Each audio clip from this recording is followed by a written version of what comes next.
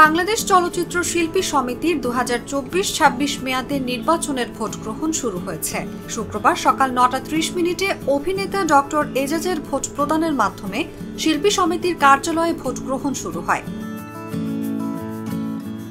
সকাল 9টায় ভোট গ্রহণ শুরুর কথা থাকলেও 30 মিনিট পরে ভোট গ্রহণ শুরু হয়। দুপুরে বিরতি দিয়ে বিকেল 5টা পর্যন্ত চলবে এই ভোট।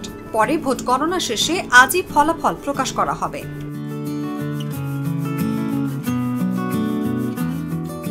21 সদস্য বিশিষ্ট কমিটির এই নির্বাচনে 6 জন স্বতন্ত্র সহ 2টি প্যানেল থেকে 48 প্রার্থী প্রতিদ্বন্দ্বিতা করছেন। প্যানেল দুটি হল মিশা ডিপজল ও মাহমুদ কলি নিপুণ।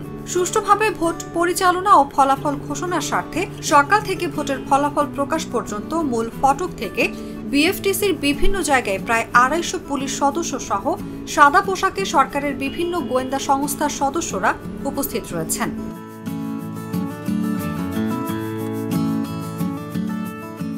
এছাড়াও এফডিসির বিভিন্ন পয়েন্টে বাড়তি আরও 31টি সিসিটিভি ক্যামেরা স্থাপন করা হয়েছে।